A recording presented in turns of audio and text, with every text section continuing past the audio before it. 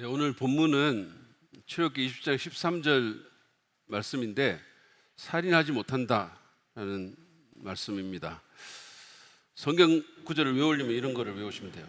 짧죠? 네, 제가 오늘 그 설교 전에 낭독을 안 한 거는 이게 너무 짧아가지고 나오셔가지고 이렇게 하고 들어가시기가 좀 그래서 그냥 안 했습니다. 말씀의 제목은 생명을 소중히 여기기인데 여기서의 생명은 사람 생명을 의미합니다. 요즘 사람들은 동물의 생명은 그래도 꽤 귀하게 여기는데 글쎄요, 사람에 대해서는 잘 모르겠어요. 제가 사는 아파트 주변을 이렇게 걷다 보면 아파트 주위에 길냥이들이 꽤 있는데 보면 그 먹이 주는 사람들이 꼭 있어요. 이렇게 요소요소마다 먹이 이렇게 놔두고 주기도 하고 이렇게 하더라고요. 근데 여러분, 만약에 제가 집에서 쫓겨나가지고 그래서 만약에 뭐 먹지도 못하고 굶주려가지고 거기 앉아 있으면 사람들이 저한테 먹이를 줄까요? 아니면 노숙인이 거기 들어와가지고 있으면 사람들이 그 사람에게 그렇게 친절을 베풀까요? 아마도 집값 떨어진다면서 쫓아낼 것 같아요. 동물도 하나님의 피조물이기 때문에 동물을 귀하게 여기는 거 좋은 일입니다. 문제는 동물의 생명을 귀하게 여기는 것에 비해서 인간의 생명을 그렇게 귀하게 여기지 않는다는 거예요. 제가 종종 이렇게 느끼는데 우리는 요즘 뉴스 보도 같은 데서 사람이 뭐 수십 명이 죽었다, 뭐 수백 명이 죽었다, 어떤 사고가 나서 뭐 인명 피해가 났다 이런 거 봐도 눈도 깜짝 안 해요. 왜 그럴까요? 사람이 너무 많아서 그런 걸까요? 아니면 우리의 마음이 너무 강팍해져서 그런 걸까요? 아니면 내 먹고 살기엔 너무 바빠서 그런 걸까요? 여러분은 어떠십니까? 사람의 생명이 여러분에게는 어떤 의미가 있습니까? 누군가의 생명이 어떤 의미를 갖고 있을까요? 여러분은 사람의 생명을 얼마나 귀하게 여깁니까? 우리가 모든 사람이 아니더라도 내 주변에 있는 사람들, 그 생명이 여러분에게 얼마나 귀합니까? 저는 오늘 살인하지 못한다라는 이 6번째 계명을 통해서 사람의 생명을 소중히 여기기 위해서, 죽이기보다는 살리기 위해서 어떻게 해야 할지 함께 나누기를 원합니다. 먼저는 우리가 인간의 존엄성을 긍정해야 합니다. 사람의 생명을 소중히 여기기 위해서 우리는 인간의 존엄성, 인간이 존엄하다는 사실을 인정해야 합니다. 성경에 의하면 인간은 모든 생명체 가운데 하나님의 형상대로 창조된 유일한 생명체, 유일한 존재입니다. 창세기 1장 26절부터 27절 말씀을 한번 보시죠. 하나님이 말씀하시기를 우리가 우리의 형상을 따라서 우리의 모양대로 사람을 만들자. 그리고 그가 바다의 고기와 공중의 새와 땅 위에 사는 온갖 들짐승과 땅 위를 기어다니는 모든 길짐승을 다스리게 하자 하시고, 하나님이 당신의 형상대로 사람을 창조하셨으니 곧 하나님의 형상대로 사람을 창조하셨다. 하나님이 그들을 남자와 여자로 창조하셨다. 이 말씀은 다른 모든 피조물 가운데 사람만이 하나님의 형상대로 지어졌음을 분명히 하고 있고, 그래서 그 사람이 다른 모든 피조물들을 다스리는 하나님의 그 공동 통치자로서, 섭정자로서 임명받았음을 보여주고 있습니다. 남자만이 아니고 여자만이 아니고 남자와 여자 공이 하나님의 형상 보유자다라는 거예요. 여기에 우리 인간의 존엄성이 있는 것입니다. 인간은 동물들과 공유하는 점이 꽤 있죠. 그렇지만 그럼에도 불구하고 동물과는 질적으로 다른 존재입니다. 왜냐하면 인간만이 하나님의 형상으로 창조되었기 때문입니다. 인간만이 인격체이고 영적 존재이고 하나님과 교제할 수 있는, 하나님과 교감할 수 있는 존재입니다. 제가 이렇게 섬기는 신학교에 땡칠이라는 강아지가 있어요. 보여주세요. 사진을 좀 보여주세요. 잘생겼죠? 상당히 똑똑한 친구입니다. 우리 학교 총장님이 찍어주신 사진인데, 근데 얼마 전에 관리가 어려워가지고 그래서 학교에서 꽤 먼 곳으로 이제 보내버렸어요. 그런데 얘가 거기를 탈출해가지고 학교로 다시 찾아왔어요. 한 번도 가본 적이 없는 곳으로 보냈는데 거리도 꽤 먼데 산을 넘어가지고 그래가지고 내비도 없이 어떻게 학교까지 찾아왔는지를 모르겠어요. 놀랍지 않습니까?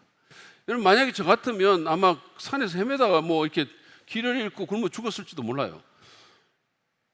그런데 얘는 찾아왔어요. 이게 이렇게 똑똑한 땡치리도 그런데 기도하거나 큐티하지 않습니다. 하나님을 찾지 않아요. 신학교 강아지인데도 불구하고 자기 먹이 주는 사람들만 좋아하고 저처럼 멋있고 영적인 사람 별로 안 좋아해요? 아멘 안 하십니까? 제 포인트는 뭐냐면 인간이 단순한 동물이 아니고 인간은 영적 존재라는 거예요. 자연 진화론에 의하면 인간은 어쩌다 보니 다른 동물보다 좀 더 진화된 존재일 뿐 질적인 차이는 별로 없어요. 어쩌다 보니까 우연에 의해서 오랜 시간에 걸쳐서 어떤 화학적인 반응이 일어나서 그래서 인간이라는 어떤 생명체가 나온 거예요. 그러나 하나님은, 성경은 인간과 동물이 같은 점도 있지만 질적으로 완전히 다르다라고 그렇게 말씀합니다. 그러니까 우리가 하나님의 창조설을 믿는다면, 여러분이 그리스도인이시고 인간의 창조에 하나님이 개입된 것을 믿는다면 우리는 사람의 생명에 대해서 아주 높은 견해를 가져야 합니다. 물론 인간이 타락한 건 맞아요. 인간은 죄를 지었고 죄성을 지니고 있습니다. 우리 안에 죄의 DNA가 있는 거죠. 그래서 때로는 동물보다 더 끔찍한 짓을 저지르기도 해요. 그래서 오늘날 많은 사람들이 동물보다 사람을 더 좋아하는지도 모르겠어요. 동물은 뭐 길들이면 말도 잘 듣고 그렇게까지 끔찍한 짓은 안 하니까, 내게 상처 안 주니까. 근데 여러분, 타락에도 불구하고 우리가 알아야 될 것이 뭐냐면 사람은 여전히 하나님의 형상 보유자다라는 거예요. 타락으로 인해서 우리가 하나님의 형상을 잃어버린 게 아닙니다. 타락으로 인해서 그 형상이 왜곡되고 그 형상이 많은 훼손을 당한 건 맞아요. 그렇지만 여전히 우리는 하나님의 형상 보유자입니다. 개혁주의 신학자인 헤르만 바빙크라는 사람이 이런 말을 했어요. 인간으로 남아있는 한 아무리 손상되고 퇴색되었다 하더라도 사람은 하나님의 형상을 소유한다. 아무리 퇴색되었더라도, 아무리 손상당했다도 여전히 하나님의 형상이 그 안에 있다는 거죠. 비록 죄를 짓고 망가진 인생이라도 그 사람 또한 하나님의 형상 보유자이다라는 겁니다. 오늘 본문을 보면 살인하지 말라라는 명령만 나와 있는데 창세기를 보면 하나님께서 왜 그렇게 명령하셨는지, 왜 살인에 반대하시는지 그 이유가 나옵니다. 창세기 9장 6절을 보시죠. 사람은 하나님의 형상대로 지음을 받았으니 누구든지 사람을 죽인 자는 죽임을 당할 것이다. 그러니까 사람의 살인을 금한 이유는 바로 사람이 하나님의 형상대로 지음 받았다는 것입니다. 그러한 신적인 이유가 거기에 있다는 거예요. 그래서 우리가 사람의 생명을 소중히 여기는 것입니다. 그러므로 그 사람이 누구든지 간에 우리는 그의 존엄성을 긍정하고 하나님의 형상 보유자로 그를 존중히 대해야 돼요. 몇 년 전에 미국에서 흑인이 백인 경찰의 과잉 진압으로 총에 맞아 죽었어요. 그랬는데 재판을 했는데 그 백인 경찰이, 총쏜 경찰이 무죄를 받았거든요. 그래가지고 미국에서 블랙 라이브스 매터라는 그런 시위가 전국적으로 거세게 일어난 적이 있어요. 흑인의 생명도 소중하다라는 겁니다. 블랙 라이브스 매터. 흑인뿐이겠습니까? 모든 인간의 생명은 소중합니다. 여러분, 우리나라에는 이런 문제가 없을까요? 미국 사람들은 인종차별하지만 한국 사람들은 사람차별한다 이런 말이 있어요. 가난한 자, 가방끈이 짧은 자, 사회적인 지위가 낮은 자, 노인, 장애우, 여성, 어린이, 외국인 노동자, 노숙자, 그런 사람들을 이 사회는 어떻게 대합니까? 돈 주고 물건 사는 소비자는, 그것도 많은 돈을 주고 좋은 거를 사는 그 소비자는 종업원을 어떻게 대하죠? 예전에 우리나라에, 지금은 그게 없는 것 같아요. 예전에 소비자가 왕이다라는 말도 안 되는 슬로건이 있었어요. 그거를 또 받아들여가지고 그걸 믿고 마치 자기가 왕인 줄 알고, 그래가지고 막 일하는 사람들한테 갑질하고 반말하고 왕노릇하던 사람들이 있었어요. 여러분은 그런 사람들을 어떻게 대하시죠?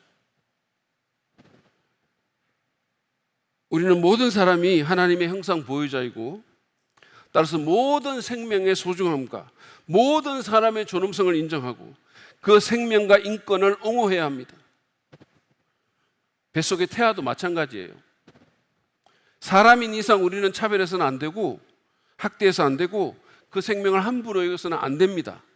그 사람이 누구든지 간에.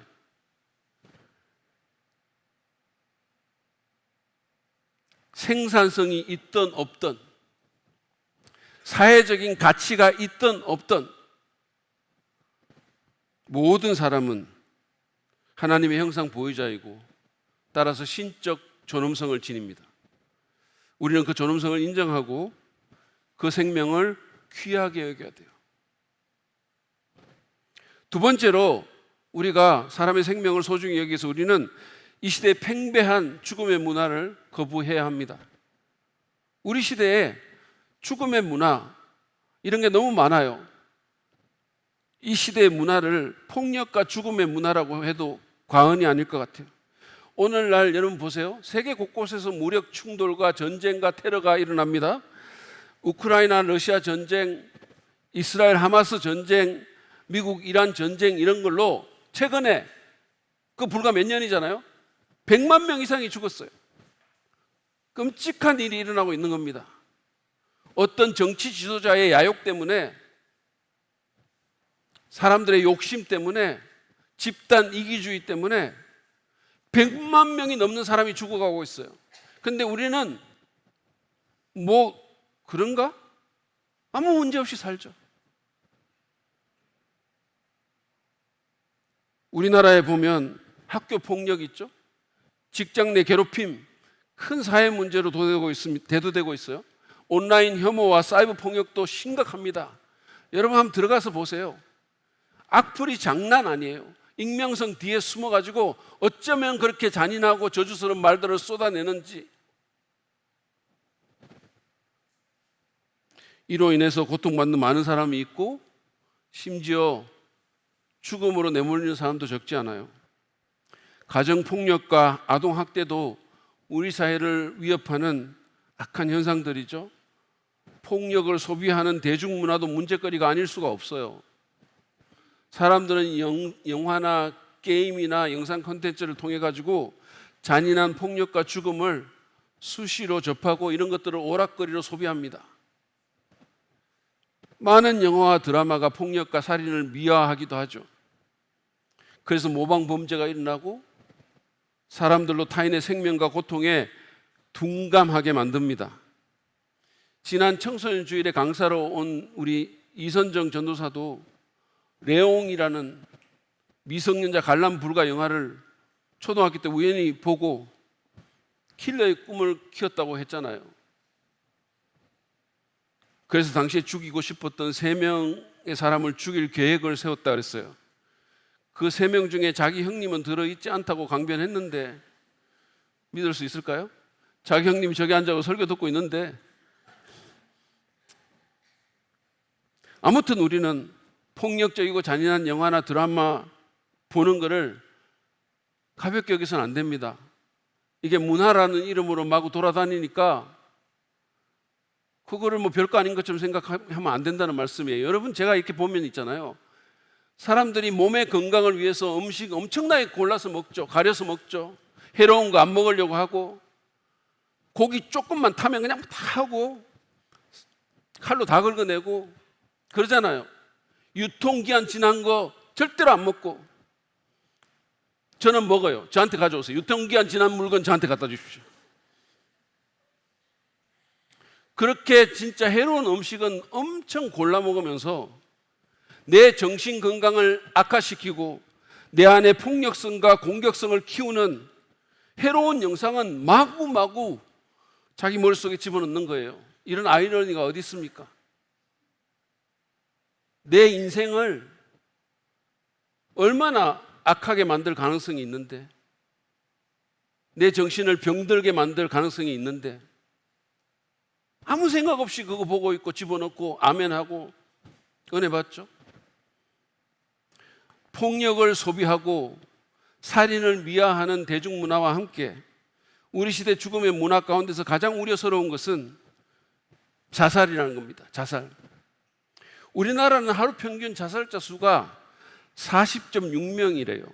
1년에 14,000명 이상이 자살로 목숨을 끊습니다. OECD 국가 중에 최고예요, 자살률이. 자살 유해 사이트는 또 얼마나 많은지.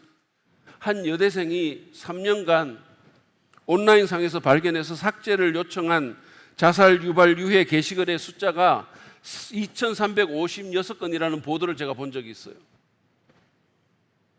3년 동안 단 하루도 빠지지 않고 매일 게시글을 2건 이상 찾아낸 셈이죠. 그녀가 놓친 게시글은 또 얼마나 많겠습니까? 이쯤 되면 자살을 권하는 사회라고 말해도 과언이 아니에요. 얼마나 힘들면 자살까지 생각하겠냐마는, 그러나 여러분, 자살은 생명이라는 선물을 주신 하나님에 대한 반역행위예요. 그리고 생사하복을 주관하시고 인간의 수명을 정하시는 그분의 주권을 침해하는 행위입니다. 자살은 또 하나의 살인이라고 말할 수 있어요. 우리는 다른 사람을 죽일 권리도 없지만 나를 죽일 권리도 없는 거예요. 그건 내 거가 아니기 때문이에요. 최근에 유명인들, 정치 지도자들 뭐 이런 사람들이 자살하는 경우가 적지 않고 때로는 그걸 미화하기도 하잖아요. 마치 무슨 순교자처럼. 그러니까 그런 거 자꾸 접하다 보면 자살 괜찮나? 뭐 그렇게 생각하는 사람이 있을지 모르겠지만 절대 괜찮지 않습니다. 절대. 어떤 사정이 있더라도 자살은 잘못된 것이고, 우리가 만약에 하나님을 믿는 크리스찬이라면 우리는 이 사실을 분명히 해야 돼요. 낙태는 또 어떻습니까? 한국보건사회연구원의 실태조사에 따르면 2020년 낙태 건수가 약 32,000건에 달한다고 추정했어요. 낙태는 대한민국에서 음성적인 게 많잖아요. 그러니까 훨씬 많겠죠, 이것보다, 이 통계보다는. 근데 이 통계대로라 하더라도 하루에 약 88명의 생명이 햇볕도 보지 못하고 사라지고 있어요. 하루에 8명이에요. 현행 법률에 의하면 유전적 질병이나 강간으로 인한 임신 또는 임산부의 건강을 심각하게 위협하는 것과 같은 극히 제한된 경우에 낙태가 허용되는데, 그것과 상관없는 불법 낙태 시술이 빈번히 자행되고 있습니다. 평생을 인도 빈민과 약자들 그리고 병자를 섬기는 일에 헌신해서 노벨 평화상을 받았던 마더 테레사가 1994년에 미국 조창 기도회에서 연설한 적이 있거든요. 그때 낙태를 오늘날 평화를 파괴하는 가장 큰 요인으로 그녀가 규정했어요. 그리고 당시 낙태가 합법화된 그 미국을 향해서 아무리 경제적으로 잘 살고 선진국이라 하더라도 가장 연약하고 무고한 목숨을 죽이는 것이 법적으로 허용된다면 그 나라는 야만국이라고 질타했어요. 거기 미국 대통령도 있었어요.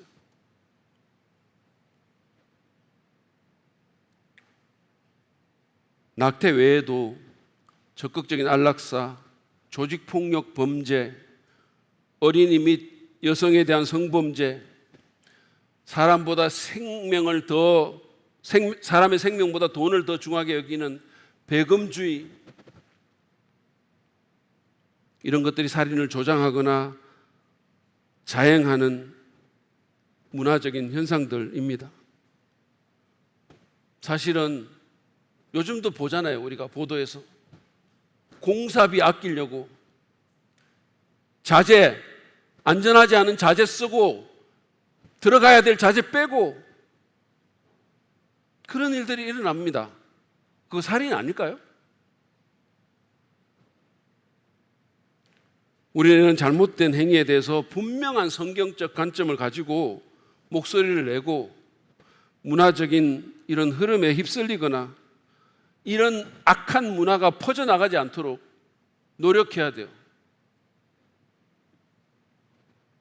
더 나아가서 생명 존중의 문화가 꽃필 수 있도록 우리 안에서부터 그런 문화들을 장려하고 그런 문화가 사회로 퍼질 수 있도록 하나님께 기도하고 우리부터 생명 존중을 실천할 필요가 있습니다. 세 번째로 우리가 생명을 소중히 위해서 우리는 우리 안에 살인자를 제거해야 합니다. 그래야 우리가 인간의 생명을 소중히 여기는 것이 됩니다.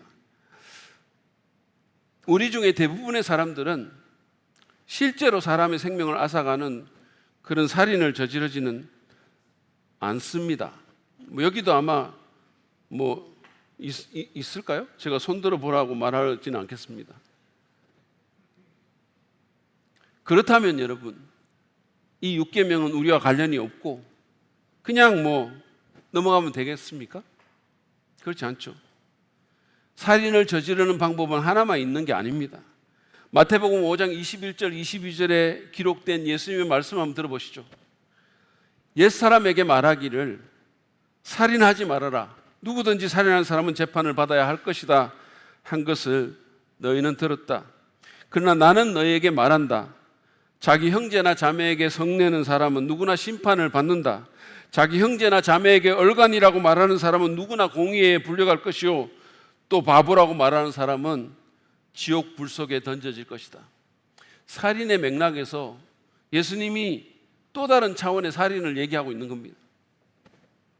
자기 형제 자매에게 성내는 사람, 얼간이 또는 바보라고 욕하는 사람, 지옥의 심판을 받기에 합당한 살인죄를 저지르는 것 같다라고 말씀하는 거죠.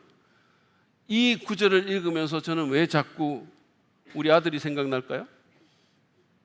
어릴 때 사춘기 때 지 동생한테 얼마나 썽을 내고 그냥 바보야, 멍청이야 그랬는지 몰라요. 오죽했으면 우리 플리피가 울면서 저런 오빠 없었으면 좋겠어 라고 말했겠습니까? 근데 여러분, 우리 아들만 그럴까요? 아마 제 여동생들은 이 구절을 읽으면서 저를 생각할지 몰라요. 빌리 그레이엄 목사님의 사모님은 유머 감각이 있는 분입니다. 한 번은 기자가 물어요.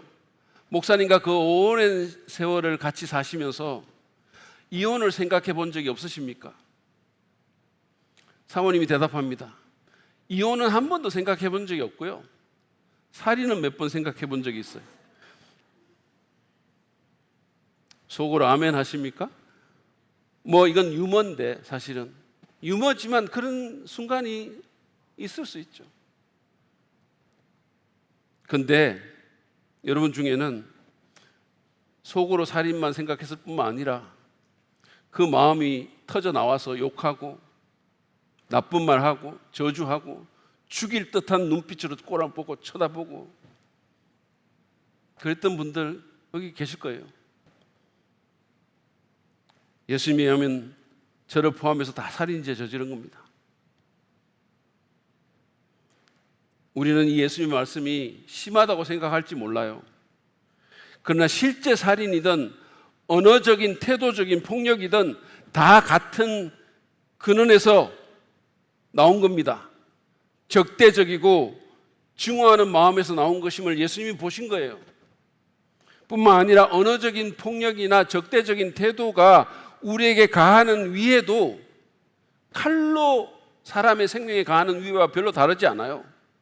그 욕설, 그 적대적인 태도, 그 증오심, 그 차가운 경멸의 시선이 우리의 어떤 부분을 죽이는 겁니다.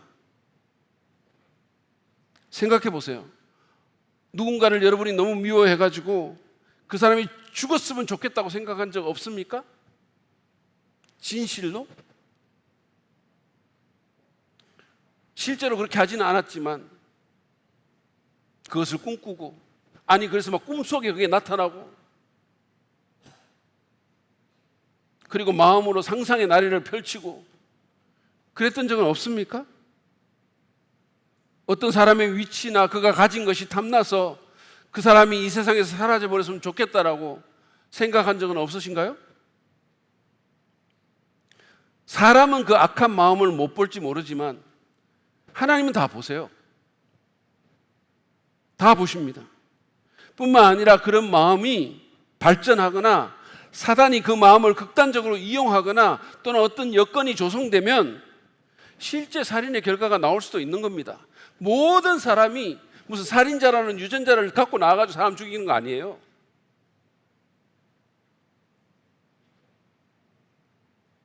그러므로 누군가를 향한, 특별히 내 가족과 교우들을 향한 이 악한 마음과 적대적인 태도와 잘못된 언어 사용을 회개하고 내 안에 살인자를 몰아내 달라고 기도합시다. 생각해 보면 기가 막히는 거예요. 하나님이 사랑하라고 내 주변에 두신 아주 소수의 사람들이잖아요. 4명, 5명, 뭐 많아봤자 10명. 근데 우리는 그 사람들조차도 사랑하지 못하고 때로는 미워하고 심지어는 죽었으면 좋겠다고 상상하는, 그게 우리입니다.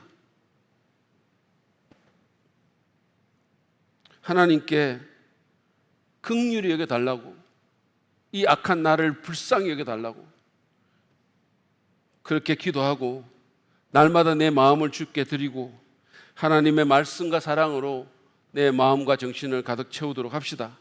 하나님의 성령이 내 마음을 변화시킬 수 있는 그런 시간과 기회를 드려야 돼요, 주님께. 그래서 미움이 사랑으로, 폭력이 상냥함과 친절함으로, 중상모략이 격려로, 욕설이 칭찬과 감사로, 적대감과 무관심이 하나님 원하시는 자비의 실천으로 변하게 합시다. 그럴 때 내 안에 살인자가 힘을 잃고 죽게 될 것입니다. 마지막으로 우리가 생명을 소중히 여기기 위해서 우리는 사람의 생명에 대한 하나님의 관점을 공유할 필요가 있어요. 그래서 하나님이 하셨던 것처럼 할 필요가 있습니다. 여러분, 우리가 사람의 생명을 소중히 여겨야 할 가장 중요한 이유는 하나님이 그 생명을 귀하게 여기기 때문이에요. 우리는 이미 하나님께서 사람을 당신의 형상대로 지으셨음을 봤습니다. 예술가가 자신의 직인이 찍힌 그 작품을 정말 이렇게 애지중지하듯이 하나님은 당신의 형상을 보유한 그분의 직인이 찍힌 그런 사람을, 인간을 아끼시는 거예요. 여러분, 제가 가장 열받는 경우가 언제인지 아십니까? 뭐 여러 경우가 있겠지만 사람들이 제 책을 함부로 대할 때예요. 예를 들어서 알라딘 중고 서점에서 제가 사인까지 해서 그 준 책이 최상의 상태로, 그 말은 한 장도 안 넘겨놨다는 거지.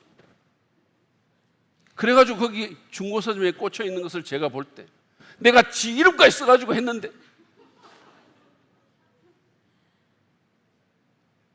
그거 보면 뚜껑이 열리려고 해요.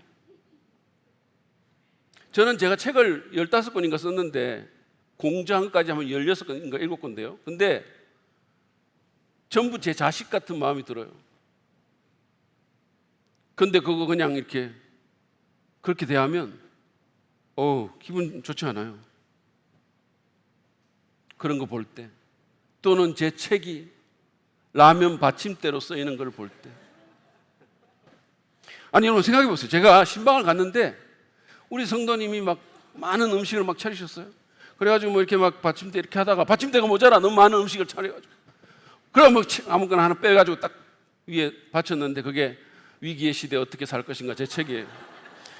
그래서 그 안에 김치찌개 그 위에 올려놓으면 제가 기분이 어떻겠어요? 진짜 위기의 시대가 오지 않겠습니까?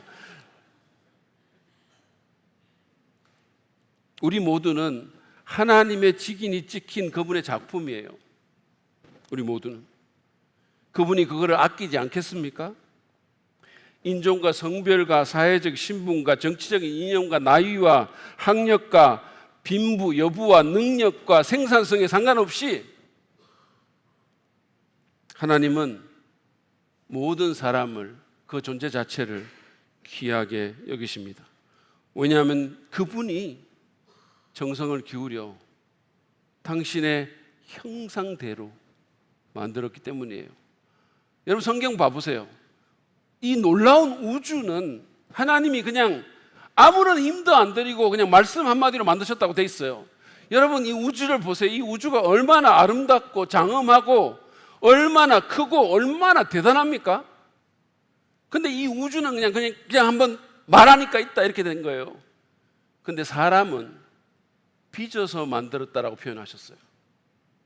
하나님이 정성을 기울여 작품을 만들듯이 우리가 뭐라고 그분이 그렇게 하셨다는 거예요. 예수님께서 하나님이 사람을 어떻게 보시는지를 함의하는 그런 말씀을 마태복음 16장 26절에서 이렇게 말씀하셨어요. 사람이 온 세상을 얻고도 제 목숨을 잃으면 무슨 이득이 있겠느냐? 또 사람이 제 목숨을 되찾는 대가로 무엇을 내놓겠느냐? 사람의 생명이 온 세상보다 더 귀하다는 말씀 아닙니까? 무엇보다 귀하다는 거예요. 온 세상보다. 이 말씀은 인간 생명에 대한 하나님의 관점을 보여줍니다. 예수님이 직접 말씀하신 거예요. 신들러스 리스트라는 그 영화에 나와서 유명해진 그런 말씀인데 유대교 경전 미슈나라는 경전이 있어요. 거기 보면 한 생명을 구한 사람은 온 세상을 구한 것 같다라는 경구가 있습니다. 한 생명을 구한 사람은 온 세상을 구한 것 같다. 유대교는 기독교와 창조의 관점을 공유하고 있어요. 같이 믿고 있죠. 그 부분에 대해서. 한 생명이 온 세상에 필적할 정도로 귀하다는 겁니다. 하나님은 그가 누구든 상관없이 한 사람을 온 천하보다 귀하게 여기십니다. 그러므로 우리도 그래야 되는 거예요. 하나님께서 인간 생명을 그렇게 귀하게 여기셨기 때문에 그분은 우리 각 사람을 살리기 위해서 온 우주보다 귀한 독생자 예수 그리스도를 이 땅에 보내시고 십자가에서 그가 잔인하게 끔찍하게 죽어가는 것을 그냥 보셨어요. 그분이 십자가에서 대속을 이루어야 되니까, 그래야 우리가 사니까. 그래서 허물과 죄로 죽은, 그리고 장차 영원한 죽음의 위기에 처해 있는 우리를 살려주신 것입니다. 사람의 생명에 대한 하나님의 그 관점을, 그 가치를 이 십자가 사건보다 더 잘 보여주는 게 없어요.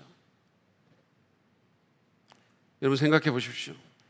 우리는 자신이 가치 있다고 여기는 것에는 귀한 것 아끼지 않죠. 돈을 써도 내가 가치 있다고 여기는 것은 아까워하지 않아요.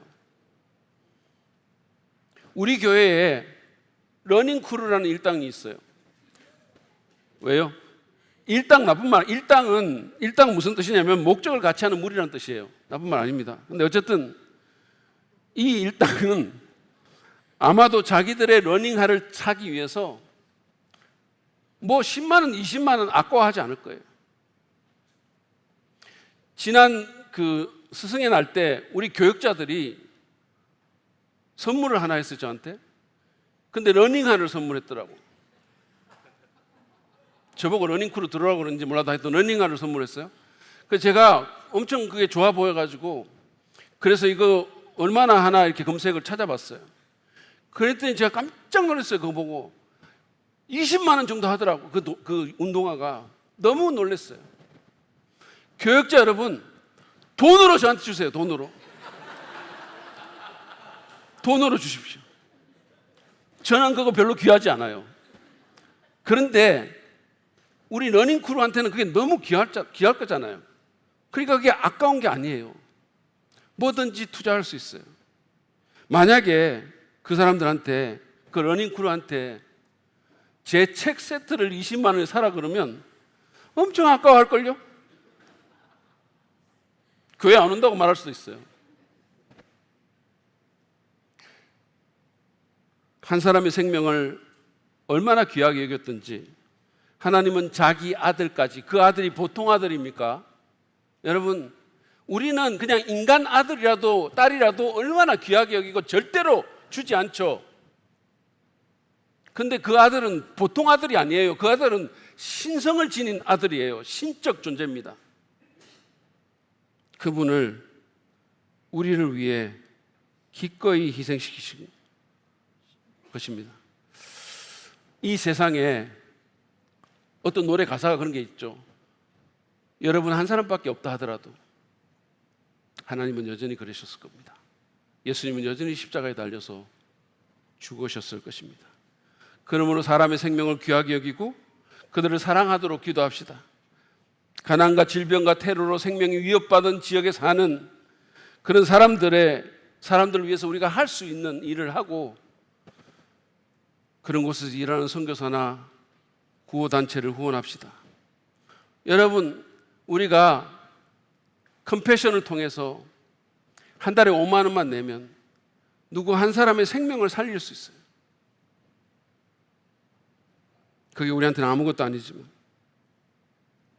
지난 금요일 날 금양기 때 말씀 전하신 김효 선교사님 부부가 오셨는데, 이분들은 한국에서 시각장애인 섬기다가 40대 후반에 배낭여행 갔어요. 그러다가 라오스에서 하나님의 부르심을 받고 파송교회도 없이 거기 정착해가지고, 그것도 그 열악한 지역에서 보통 사람도 아닌 장애우들을 섬기고 있습니다. 그 라오스의 장애우들이 생명을 얻고 더 풍성히 얻게 하는 일에 자신의 물질과 열정과 인생을 갈아넣고 있는 겁니다. 그래서 그 가운데서 하나님이 베푸시는 기적을 보고 있다 그랬어요. 자기의 꿈과 갈망은 그 장애우들의 얼굴에 웃음이 도는 것이에요. 그걸 알았어요. 그래서 그 센터도 짓고 계산이 안 되는 일들이 거기서 일어나고 있어요. 그날도 언제나처럼 따스한 가슴, 본질 추구, 무명의 그리스도인이라는 키워드를 우리한테 나눠줬죠. 사람들에게 인정받거나 이름 낼 생각하지 말고 무명의 그리스도인으로서 하나님만 알아주면 좋겠다는 마음으로 머리 굴려서 계산하지 말고 따뜻한 가슴으로 세상과 사람들을 보고 안개처럼 사라질 비본질에 목숨 거는 것이 아니라 사랑과 복음과 생명을 살리는 일과 같은 본질을 추구하며 살자고 했어요. 그분 가진 거 없거든요. 그 사람들 돕는다고 다 내놨어요. 가진 것도 없고 별로 생기지도 못했잖아, 솔직히. 그런데도 그분이 너무 멋있게 보였어요, 그날. 김효 선교사처럼, 아니 하나님처럼 사람의 생명을 귀하게 여기고 그 생명을 살리기 위해서 무언가를 하는 삶을 삽시다. 사람에 대한 적대감과 쓴뿌리를 해결하고 날마다 새로운 주님의 은혜와 사랑으로 내 안의 증오심을 씻어냅시다. 교만하지 말고 사람을 낮춰보지 말고 세상 사람들이 하는 것처럼 그렇게 등급 매겨서 보지 말고 입술로 범죄하지 맙시다. 무엇보다 하나님의 사랑과 복음을 전합시다. 여러분, 그것보다 더한 생명 사랑은 없는 거예요. 제 말을 잘 들으세요. 하나님의 사랑과 복음을 전하는 것보다 더한 생명 사랑은 없어요. 사람들이 죽음의 족쇄를 벗어버리고 사망에서 생명으로 건너올 수 있도록, 하나님의 나라에서 영원한 생명을 향유할 수 있도록 십자가와 부활의 복음, 영생과 소망의 굿뉴스를 전하는 저 여러분 되시길 바랍니다. 그럴 때 우리는 생명을 죽이는 삶이 아니라 살리는 삶에 동참하며 살아가는 것이 됩니다.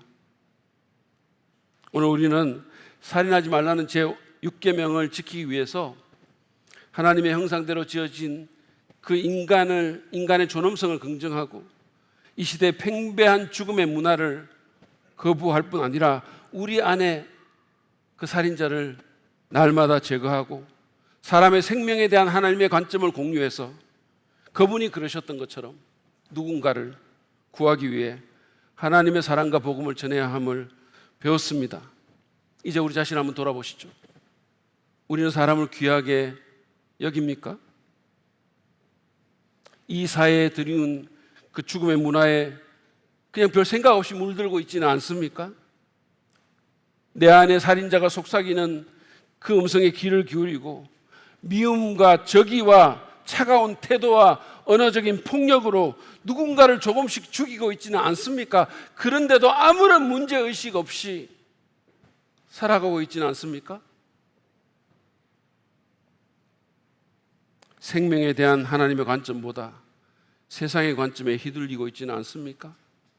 그래서 세상이 그러는 것처럼 생산성으로 또는 가진 것으로 등급 매기고 그렇게 하지는 않습니까?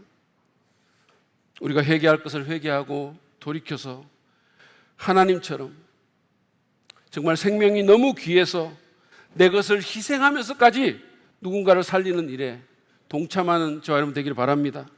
영원한 생명을 주는 복음을 전하는 일에 헌신하기 바랍니다. 이 시간에 우리가 자신을 살피면서 주님께 나아갑시다. 성령의 도우심을 구하면서 주님 우리를 긍휼히 여겨주시고 우리의 마음을 부드럽게 하시고 생명을 긍정하며 생명을 살리는 우리 인생 되게 하여 주옵소서.